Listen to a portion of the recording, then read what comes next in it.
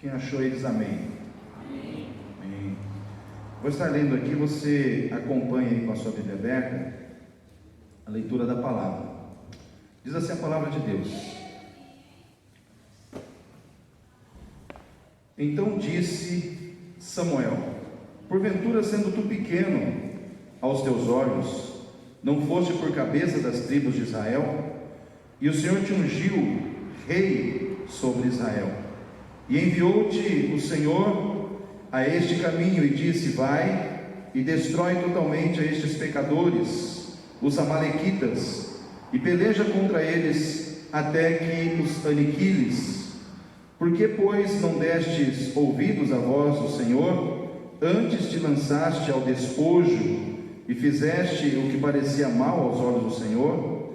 Então disse Saul a Samuel: antes dei ouvidos à voz do Senhor e caminhei no caminho pelo qual o Senhor me enviou, e trouxe a Agag, rei de Amaleque, e os amalequitas destruí totalmente.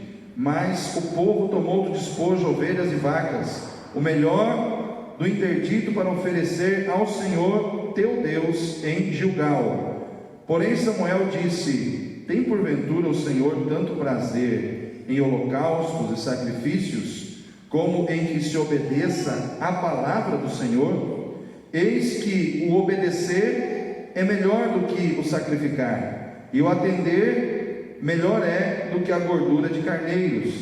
Porque a rebelião é como o pecado de feitiçaria, e a obstinação é como iniquidade e idolatria. Porque tu rejeitaste a palavra do Senhor, ele também te rejeitou a ti, para que não sejas rei. Então disse Saul a Samuel: pequei, porquanto tenho transgredido a ordem do Senhor e as tuas palavras, porque temi ao povo e dei ouvidos à sua voz.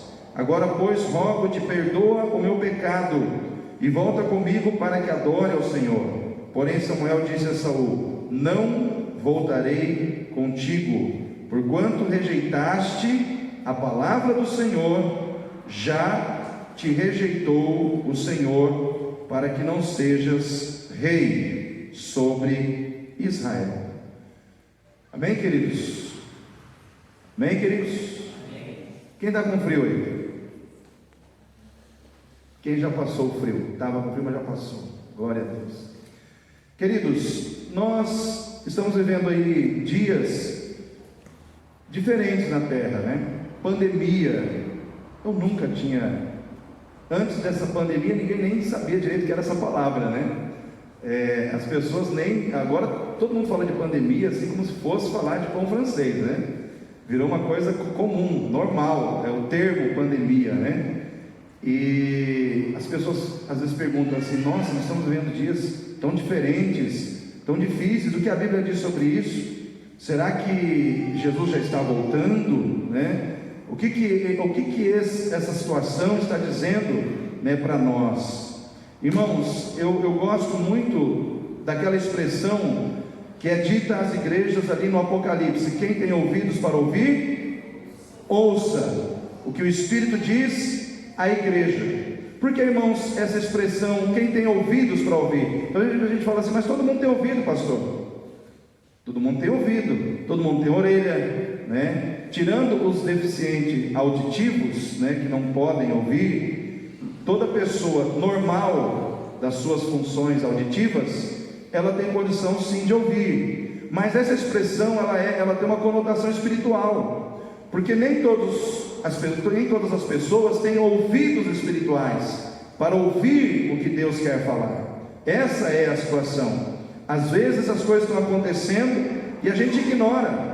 A gente fala: não tem nada a ver, né? É uma frase que a gente ouve muito nos dias de hoje: não tem nada a ver, isso não tem nada a ver. E as pessoas usam isso como pretexto, muitas vezes, para fazer coisas erradas, né? Para desenvolver atitudes erradas, para se envolver com coisas erradas, porque acredita que não tem nada a ver. E a palavra de Deus, irmãos, lá no último livro e no capítulo 22, tem uma palavra de Deus assim, que me chama muita atenção, onde ele diz assim: quem é santo, santifique-se ainda. Quem é sujo, suje-se ainda. Quem é justo, pratique justiça ainda. Quem é injusto, continue injusto. A gente fala assim, mas Deus não está preocupado que o injusto pare de praticar injustiça? Deus não está preocupado que o impuro pare de cometer impureza? Irmãos, quando chega nesse ponto, é porque Deus já fez tudo o que Ele tinha que fazer para que o injusto saísse da injustiça, o impuro saísse da impureza. Quando chega nesse ponto, o Senhor já está dizendo: a minha preocupação não é mais convencer o pecador do seu pecado, mas executar o meu juízo sobre aquele que fez e sobre aquele que não fez a minha vontade. Porque a oportunidade foi dada a todos, e as oportunidades, elas batem na nossa porta todos os dias. Todos os dias você tem a oportunidade de trabalhar ou não, de estudar ou não, de casar ou não, de fazer o que é certo ou de fazer o que é errado ou não, né? As oportunidades estão aí. No trânsito você tem a oportunidade de agredir, xingar pessoas, ou de sofrer situações e tolerar, ter paciência, né? Todos nós temos a oportunidade de estar na igreja, de ouvir a palavra de Deus, de levar a sério o que Deus está dizendo, ou simplesmente fazer como muitos fazem: vem à igreja, ouve o que quer, escuta o que quer, mas não ouve o que precisa ouvir. Tem uma frase que diz assim, que existem muitas pessoas que escutam, mas não ouvem, porque quem escuta, escuta o que quer, quem ouve, ouve o que precisa.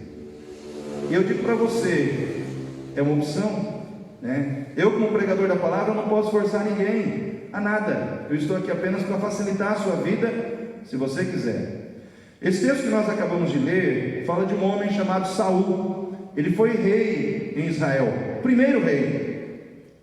E Deus falou no meu coração nessa noite para trazer para você uma reflexão sobre a vida de Saul, fazendo um paralelismo similar da vida de Saul com a igreja nos dias de hoje. Olhando para a vida de Saul, a gente poder ver a igreja nos dias de hoje diante de um perigo muito grande que se chama apostasia, né? Quantos aqui já ouviram falar de apostasia? Quantos sabem o que é apostasia? Apostasia significa abandono da fé.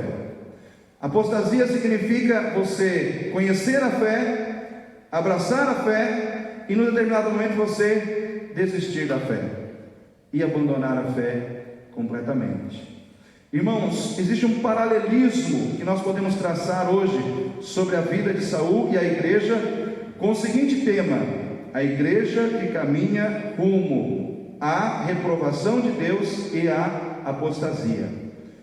E a gente pode ver essa lição, vamos dizer, ou entender esse tema e tirar lições desse tema olhando para a vida de Saul e aprendendo com a vida de Saul. Se nós olharmos para a vida de Saul, a gente vai encontrar algumas similaridades com a igreja. Por exemplo, Saul tinha sobre a sua vida o Espírito Santo? Tinha. E você e a igreja do Senhor tem o Espírito Santo? Tem a presença do Espírito Santo? Tem Espírito Santo aí, irmão? Amém. Aleluia, né? A igreja tem o Espírito Santo. Irmãos, Saul era um representante de Deus na terra? Sim ou não? E a igreja, ela representa Deus na terra como organismo e como organização? Ela é representante da vontade de Deus, dos desígnios de Deus, dos propósitos de Deus na terra? Também é, né? Saul, irmãos, ele conhecia a palavra de Deus e tinha o compromisso de ouvir e praticar a palavra de Deus? Tinha. E a igreja? Da mesma maneira. Só que quando você olha para a história de Saul, você vai vendo algo interessante. Ele, a partir desse momento aqui, esse momento aqui é crucial na vida de Saul. A partir desse momento aqui, Saul começa a sair da presença de Deus. Ele começa a sair da presença de Deus. E ao término da vida de Saul é muito estranho, porque a partir do momento que ele desobedece a Deus nessa situação, irmãos, o propósito que Deus tinha com ele acaba.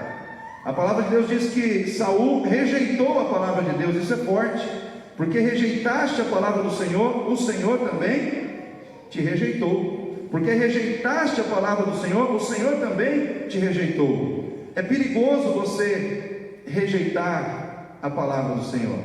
E eu quero dizer uma coisa para você, querido: o mundo trabalha muito forte aí fora para que você rejeite essa palavra, para que você não acredite nela, para que você desdenhe da Bíblia, para que você despreze a Bíblia, né? Eu tenho um amigo que ele foi capelão do Corpo de Bombeiros durante muito tempo, aposentou. Ele, o nome dele é Edilson Reis, e ele era muito polêmico, porque a maneira dele ministrar chocava as pessoas. Mas uma vez ele fazendo uma ministração para adolescentes e jovens, ele pegou a Bíblia e jogou pela janela assim. Aí um dos jovens falou: nossa, o senhor não teve respeito pela Bíblia? Aí ele falou assim: eu fiz isso de propósito. Por quê? Porque vocês jogam a Bíblia fora todos os dias da vida de vocês. Vocês pisam na Bíblia, vocês ignoram a Bíblia. Você sentiu como é ruim quando a gente vê algo que é de Deus sendo jogado fora? Muitas vezes é assim que nós fazemos e não percebemos que nós estamos jogando fora a palavra de Deus de várias maneiras na nossa vida, né? E muitas vezes é assim, irmãos, nós estamos rejeitando a palavra de Deus, consequentemente estamos rejeitando o dono da palavra, o Senhor da palavra, que é aquele que quer falar no nosso coração. E, irmão, Saul, ele foi um homem que infelizmente ele caminhou numa direção em que ele rejeitou a palavra, sofreu a rejeição de Deus. A partir dali ele foi perdendo a capacidade de ouvir o Espírito Santo. Ele não conseguia mais sentir o Espírito, ouvir o Espírito Santo de Deus, e ele foi caminhando numa direção em que ele se afastou completamente da sua fé, ao ponto de apostatar da fé. Irmãos, a Bíblia nos relata que Saul, ele não tinha mais o direcionamento de Deus. Ele chegou ao ponto de ir consultar uma pitonisa em Endor. Quantos conhecem essa passagem? Isso não era permitido, não fazia parte, irmãos, do culto a Deus. Você vê como eu estou tentando mostrar para você uma realidade de alguém que tinha o Espírito Santo, de alguém que era representante de Deus, de alguém que conhecia Deus, e de repente acabou num terreno de macumba, vamos dizer assim, consultando uma pitonisa para ouvir a voz de Deus. E de repente Samuel, quem ele queria ouvir, ele sobe da terra para falar com Saul. Irmãos, da terra, sobe coisa boa da terra, irmãos? Eu conheço Deus que está nos céus, que está no trono. E ali naquele momento, Saul, ele recebe a palavra que foi dada a ele, vai para o campo de batalha, e ele termina a vida dele morrendo com a sua própria espada. Ou seja, um homem que tirou a sua vida com as suas próprias mãos, um homem que matou a si mesmo com as suas próprias mãos. Isso tem que falar conosco, irmãos. Essa experiência do final da vida de Saul tem que falar comigo e com você nessa noite. A experiência de um homem que se matou com as suas próprias mãos. Espiritualmente falando, a única pessoa que tem o poder de matar você é você mesmo. Espiritualmente falando, a única pessoa que pode matar espiritualmente a sua vida é você mesmo, quando você sai da presença de Deus.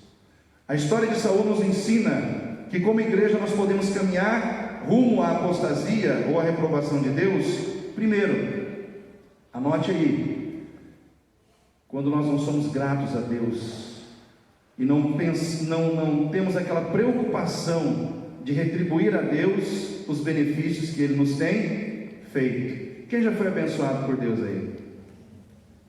O texto que nós lemos começa aqui no versículo 17, onde Samuel fala com Saul dizendo assim: sendo tu pequeno aos teus próprios olhos, ou aos teus olhos, não foste por cabeça das tribos de Israel? O Senhor não te ungiu rei sobre Israel? O que Samuel está dizendo para ele? Saul, você era alguém insignificante, no meio do povo, mas o Senhor queria que você fosse rei.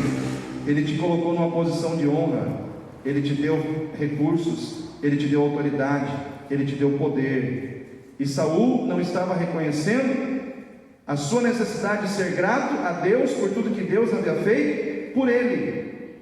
Irmãos, a gratidão constante na nossa vida é uma maneira de nos mantermos na presença de Deus. Irmãos, ser grato a Deus é ser aquela pessoa preocupada em fazer tudo o que for preciso para agradar a Deus, e depois de fazer tudo que puder fazer, ainda bater no peito e dizer: servo inútil sou, porque fiz somente o que deveria fazer.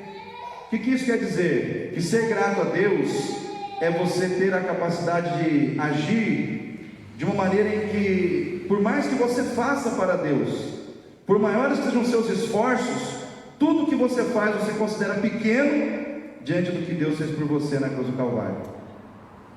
Ele te salvou, Jesus derramou o seu sangue, Ele limpou você dos seus pecados, Ele te deu a vida eterna. Então, quando você olha para essa realidade, tudo que você pode fazer para Deus nessa terra, você considera pequeno. Por mais que o que você faça aos teus olhos ou aos olhos das pessoas seja grande, no teu coração você considera pequeno, porque você sempre acredita que pode fazer mais por um Deus que fez tudo por você, um Deus que te deu salvação. Então, gratidão é isso, é você viver uma dívida de eterna gratidão com Deus, que você entende que nunca vai pagar. É ser aquela pessoa que, por mais que esteja passando por dificuldades, por lutas, tem a capacidade de dizer: Senhor, apesar das lutas eu te agradeço, porque o meu nome já está escrito no livro da vida. Apesar dos problemas, eu estou no lucro. Por quê? Porque na eternidade eu já sou mais do que vencedor. E as lutas dessa vida são insignificantes diante de tudo que eu tenho em Cristo e diante da autoridade que o Senhor me confiou nele. Eu posso passar por essas situações, porque no céu eu já estou garantido na minha salvação. Estou seguro nas tuas mãos. Não cantamos agora há pouco? Seguro estou nos braços do Pai. Seguro estou por aquele que sempre me amou. Quero dizer para você que você está seguro nas mãos de Deus. Sua vida é dele. A sua vida pertence a Ele para sempre. Queridos, quando o apóstolo Paulo, ele diz que ele deixou tudo por amor a Jesus, ele estava dizendo: tudo que eu preciso está em Cristo. Nada mais nesse mundo me é necessário por ter Cristo na minha vida. Ser grato é reconhecer que você tem tudo pelo fato de você ter Cristo, e porque em Cristo todas as bênçãos de Deus são suas. A primeira delas e a maior delas é a sua salvação. E as outras? Está lá em Efésios, né? Porque Deus nos abençoou com toda sorte de bênção nas regiões celestiais em Cristo Jesus. Quer dizer que tem bênção lá que você nem sabe, mas já está lá. Provisão, providência, cura, libertação, oportunidade de emprego, está tudo lá. Só que você tem que crer nisso, e pela fé você tem que tomar posse disso. A ingratidão é o contrário. Ingratidão é você ser aquela pessoa que tudo que você vai fazer para Deus, ou que se refere a Deus, você faz de má vontade, de cara fechada. Eu tenho que ir na igreja. Então eu vou na igreja. Mas você vai com o coração de quem não quer estar indo para a igreja. Você faz com o coração de quem não tem prazer na palavra, não tem prazer em oração, não tem prazer nas coisas de Deus, como se Deus estivesse devendo para você algo melhor, uma casa melhor, um carro melhor, um emprego melhor, um pastor melhor, uma igreja melhor. Aí você não consegue servir a Deus. Por quê? Porque no seu coração está faltando um pouco mais de gratidão. Irmãos, no Éden, eu vou perguntar uma coisa para os irmãos: Adão e Eva tinham falta de alguma coisa no paraíso?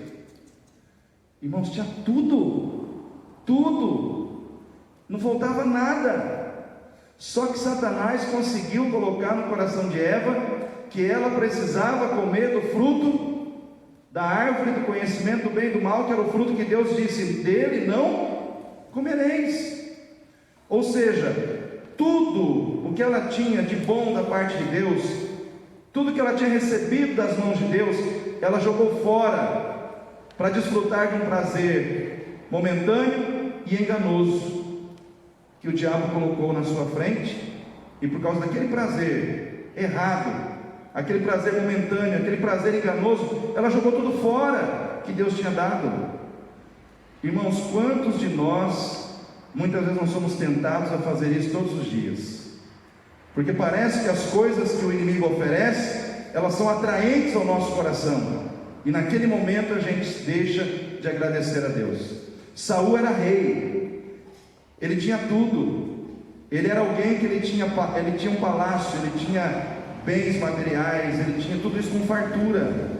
Ele não precisava de bois, de vacas, de ovelhas, não precisava de nada daquilo. Mas ele achou no seu coração, vamos dizer assim, ele propôs no seu coração desobedecer a Deus, e aquilo, irmãos, demonstrou uma grande ingratidão para com o Senhor. Então nessa noite, eu estou falando com você, igreja do Senhor, que já foi lavada, que já foi escolhida para ir para o céu. Seja uma igreja grata, seja uma igreja agradecida. Irmãos, eu não sou perfeito, estou longe de ser, mas uma coisa que eu sempre fiz na minha vida foi agradecer a Deus. Porque se hoje eu tenho o privilégio de poder estar aqui pastoreando a sua vida, de estar aqui à frente dessa igreja, eu olho para onde eu estava, para quem eu era lá atrás, e reconheço que se eu estou aqui, foi porque a mão de Deus trabalhou, me conduzindo até aqui, e pelo meu esforço pessoal eu não conseguiria chegar. Eu olho para a minha família, para os meus filhos, para a minha esposa, e agradeço a Deus pela família que eu tenho, porque eu vejo que essa família que eu tenho, Deus me ajudou a construir, mas tudo debaixo da mão de Deus. É Deus trabalhando e me dando condições para chegar aonde eu consegui chegar. E todos os dias, quando eu venho aqui orar, eu digo: Senhor, sou falho, sou imperfeito, tenho limitações, se o Senhor não me ajudar eu não consigo. Eu te sou grato, porque o Senhor tem me ajudado a cada dia. Então muitas vezes nós temos que voltar lá atrás e reconhecer quem nós éramos e aonde nós temos chegado, porque a mão de Deus tem nos ajudado, a mão de Deus tem nos favorecido. Irmãos, todos os dias, irmãos, nós estamos enfrentando pandemia. Você já reparou que Deus está te guardando? Que Deus está te livrando? Que Deus está te dando cobertura? Que Deus está te livrando de pegar essa doença? Nós temos que agradecer a Deus a cada dia, pelas pequenas, pelas grandes coisas que Ele faz em favor das nossas vidas. A gratidão, ela te mantém, querido, com um coração de adorador. A ingratidão, ela faz de você um murmurador, uma pessoa que reclama. E para Deus, murmuração, reclamação significa falta de fé, e falta de fé para Deus é pecado. Então nessa noite, Igreja Batista no Jardim Itatiaia, vamos ter gratidão a Deus no nosso coração. Amém? Fala para o seu irmão assim: seja grato ao Senhor. Irmãos, quando é que a igreja caminha em direção à apostasia, à reprovação de Deus? Quando a igreja tem muito do homem e pouco de Deus. Quando a igreja tem muito do homem e pouco de Deus. Às vezes nós medimos essas questões. O evangélico é engraçado, né? Tem uns termos, né, que o evangélico usa, né?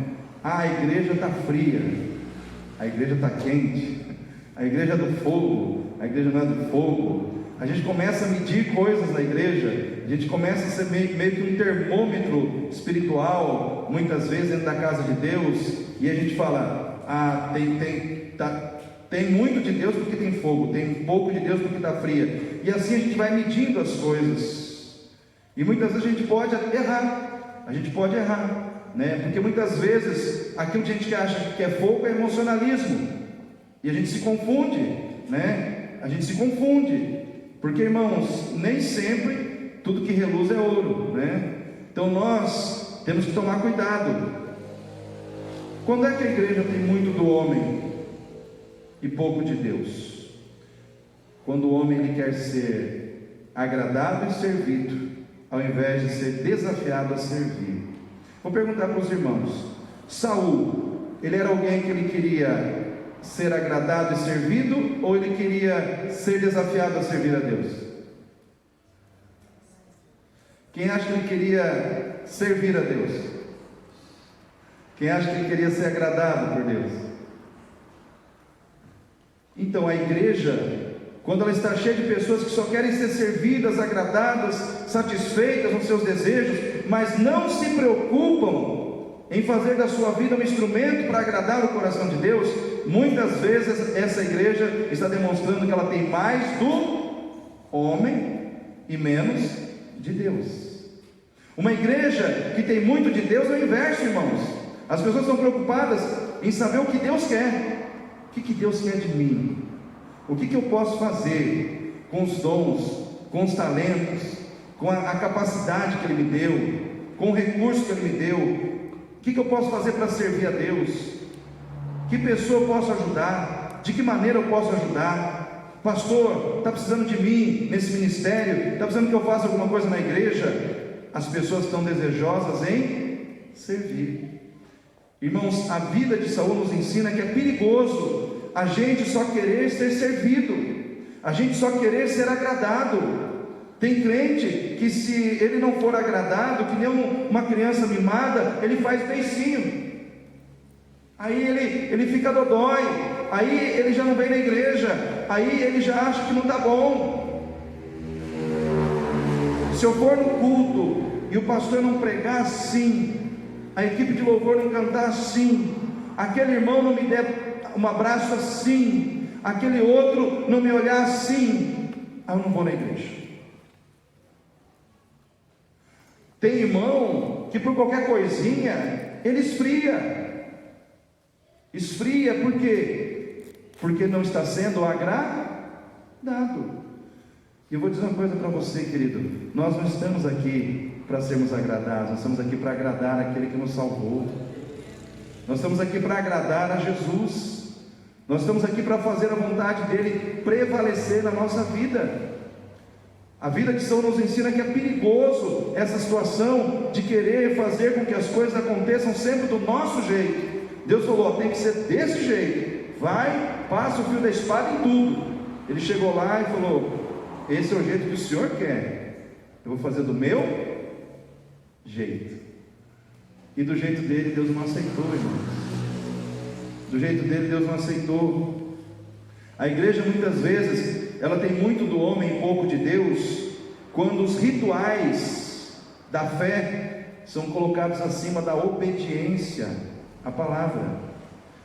Irmãos, a fé ela possui rituais formais que, de certa forma, formalizam a expressão da nossa fé. Por exemplo, a maneira de nós orarmos é uma expressão da nossa fé, ritualisticamente falando? Sim ou não? Jejum, sim ou não, irmãos? Cânticos, pregar a palavra, são expressões cerimoniais, ritualísticas da nossa fé. Eu pergunto para os irmãos: Deus gosta? Sim ou não, irmãos? Claro que Ele gosta. Ele gosta de receber louvores, Ele gosta das nossas orações, Ele gosta do nosso jejum, Ele gosta quando a gente ministra a sua palavra. Mas, irmãos, se nós cantarmos, orarmos, se nós fizermos tudo isso, se nós fizermos jejum, e lá fora a gente desobedecer a sua palavra, tudo isso que nós fizemos, para Deus vai deixar de ter sentido. Mas, pastor, eu cantei bonito, mas lá fora você está desobedecendo a Deus, você está mentindo, você está sendo desonesto, está falando mal do outro. Aí você anula todo o seu ritual de fé, ele fica nulo, porque você está desobedecendo a palavra de Deus. Foi isso que Saul quis dizer: nós pegamos as ovelhas para sacrificar a Deus. Por quê? Porque os animais eram sacrificados naquela época, eram sacrificados, não tinha nada de errado, era algo que fazia parte do culto ao Senhor, mas era um ritual. Só que Samuel falou assim: Deus tem tanto prazer em sacrifício de animais, como em que se obedeça a sua palavra. Em outras palavras, colocou Saul na parede, falou: tudo bem, sacrifício é bom, mas obedecer a palavra é muito melhor. Obedecer a Deus é muito melhor. Queridos, uma igreja que realmente Deus está ali trabalhando em cada coração e as pessoas estão cheias de Deus, é uma igreja onde as pessoas obedecem a palavra de Deus. Nós temos que obedecer. Não adianta nós cantarmos, nós orarmos, cantarmos bonito, orarmos bonito, pregarmos bonito, mas se nós não obedecermos a palavra, tudo será em vão. Às vezes a gente quer uma palavra que afague o nosso ego. Ai, pastor, fala que eu sou lindo. Pastor, fala que eu vou vencer amanhã. Pastor, fala que aquela casa dos meus sonhos essa semana vai descer do céu. Irmãos, eu gostaria de dizer isso para você, mas eu quero dizer para você que mais importante que todas essas coisas é a sua vida aprovada pelo Senhor, porque a sua vida aprovada por Deus vale mais do que tudo isso. Glória a Deus. Vale mais do que todas essas coisas. Uma igreja onde tem mais do homem e menos de Deus, irmãos, as coisas materiais, elas são amadas pelo homem e corrompem o seu coração.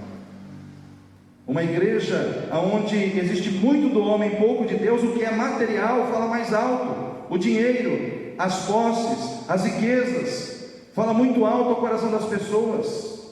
Saul, ele ficou de olho ali nas coisas materiais, e por causa disso ele perdeu tudo. Ele perdeu tudo que Deus tinha planejado e estabelecido sobre a sua vida.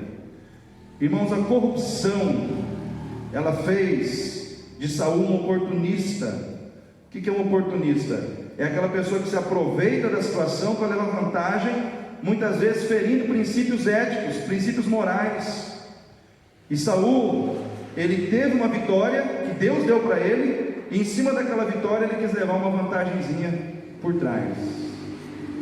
Irmãos, nós estamos vivendo um tempo de pandemia, sim ou não?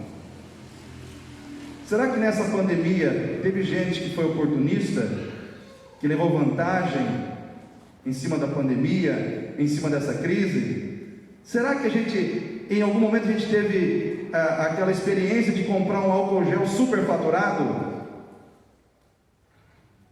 Máscara superfaturada? Respirador nos hospitais superfaturados? É uma vergonha, irmão. A gente liga a televisão e a gente vê lá, corrupção. Foram comprados não sei quantos respiradores que deveriam custar 23 mil reais e foram comprados a 180 mil reais. Em cima da desgraça, em cima da doença, em cima dos problemas, tem gente ganhando dinheiro. Irmãos, eu lembro quando surgiu a pandemia, eu cheguei, fora de brincadeira, irmãos, cheguei a ver álcool gel a R$39, um recipientezinho assim. Falei, mas eu não compro nunca, né? Esse álcool gel vai ficar aí, se depender de mim. Porque, irmãos, era absurdo, absurdo. Nós estamos vivendo um tempo em que as pessoas, por amor ao dinheiro, elas estão vendendo a sua integridade, elas estão vendendo a sua honestidade, elas estão jogando fora valores que para Deus são muito mais caros. Nós estamos vendo um tempo em que, infelizmente, esse tipo de atitude também tem entrado na vida do povo de Deus. Queridos, nós, como povo de Deus, precisamos entender que nós estamos no mundo, mas nós não somos do mundo. o que é feito por aqueles que não têm compromisso com Deus, por aqueles que não conhecem a Deus, nós não podemos fazer. Amém, irmãos? Amém. Jesus, ele andou com os pecadores, mas ele não andou em pecado. Amém, glória a Deus. Você deve copiar a Jesus, você deve andar com os pecadores, você deve se colocar ao lado dos perdidos, mas você não pode praticar os pecados que eles praticam. É isso que a palavra de Deus está dizendo para nós. Nós temos que estar ao lado daqueles que estão perdidos, que estão distantes de Deus, que estão, irmãos, caídos diante do pecado, mas nós não podemos cair diante do pecado. O pecado precisa ser algo que não faz parte da nossa vida. Por que a igreja pode apostatar no final? Porque a igreja está relaxando na sua vida espiritual, está se corrompendo por causa de valores materiais.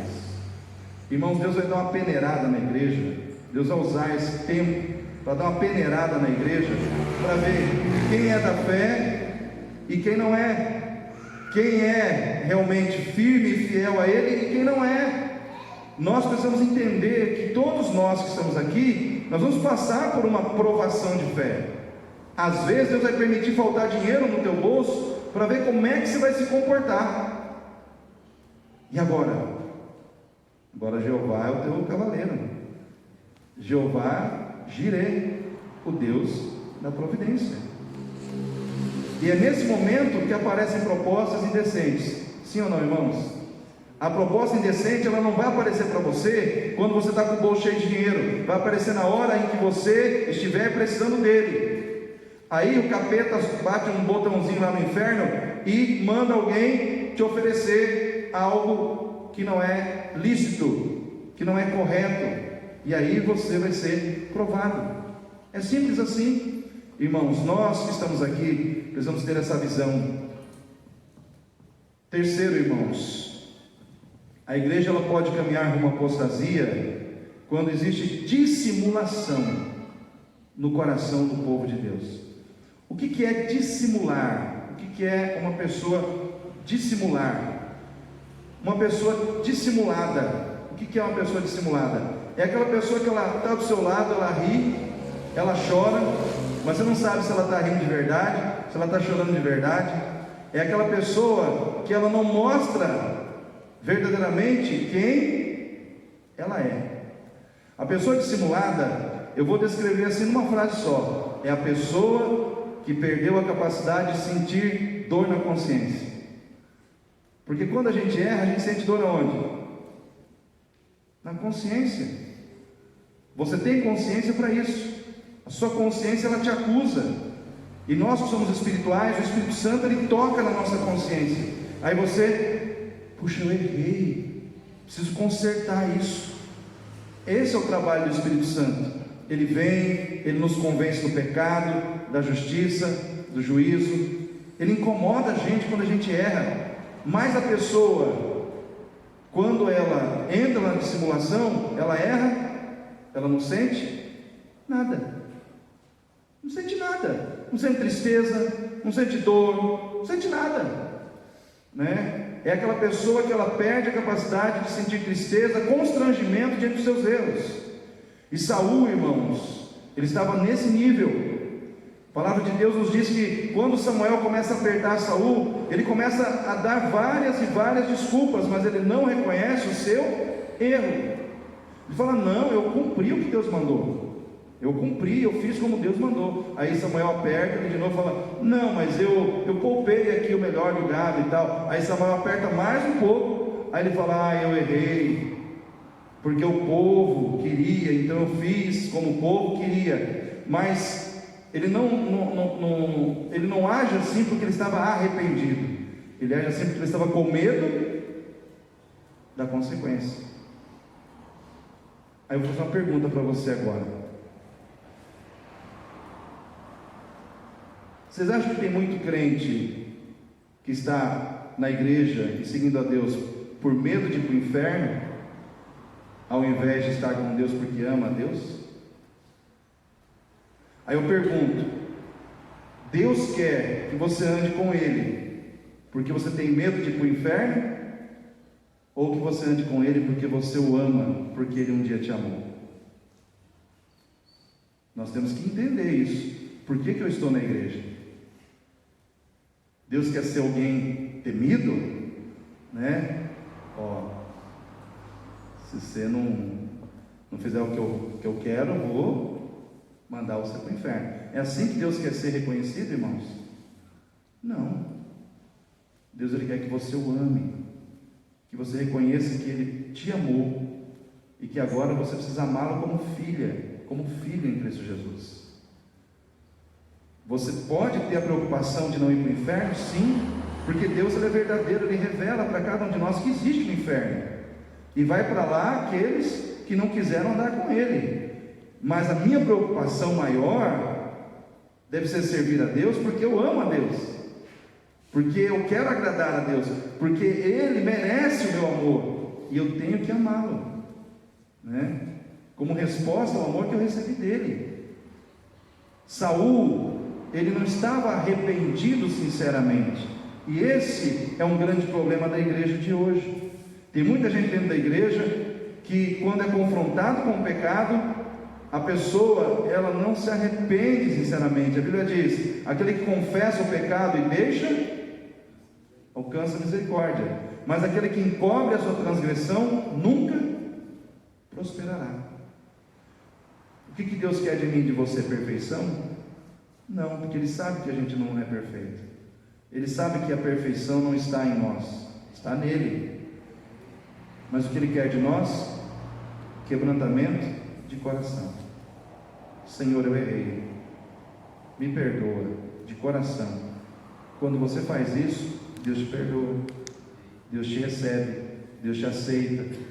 Por quê? Porque Ele sabe que somos imperfeitos, e Ele quer o que? A nossa sinceridade. Então cuidado com essa questão, cuidado para o mundo não endurecer o teu coração, cuidado para o mundo não tirar de você a sensibilidade ao arrependimento, cuidado para você não ser aquela pessoa que está passando uma imagem que não condiz com aquilo que você está vivendo por dentro. Porque se isso estiver acontecendo na sua vida, você pode estar caminhando para uma situação de afastamento constante, crescente, apostasia. Lá na frente, você não estará na presença de Deus. Você sairá definitivamente da presença de Deus. Queridos, em último lugar, a igreja que caminha uma apostasia é aquela onde os crentes pensam que pode fazer tudo o que quiserem, sem se preocupar com o julgamento de Deus. Irmãos, Deus, Ele é amor. Quem acredita que Deus é amor? Amém. Deus é justiça? Amém também. O que eu quero dizer com isso?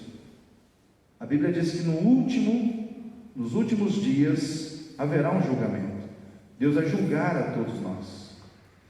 As nossas vidas, as nossas obras, tudo que fizemos será julgado por Deus. Mas aqueles cujo nome estão no livro da vida, aqueles que entregaram sua vida para Jesus, eles serão apenas julgados para receber galardão e para serem, vamos dizer assim, reconhecidos em relação às suas obras. Não serão julgados para condenação, porque aquele que está em Cristo não entra em condenação. Já passou da morte para a vida. Mas, irmãos, haverá um julgamento para aqueles que não estão em Cristo, apenas para dizer: você teve oportunidade e não quis aceitar a minha salvação. Nós precisamos ter essa visão.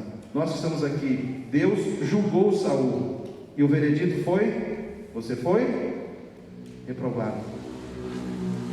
É ruim isso, né? Mas foi um julgamento. Isso quer dizer que Deus julga, Deus pesa na balança, Deus avalia a nossa vida, Deus avalia as nossas atitudes. Então nós que estamos aqui hoje temos que nos preocupar. Eu que estou aqui, eu quero ser aprovado por Deus. E você? Você está preocupado com isso? Né?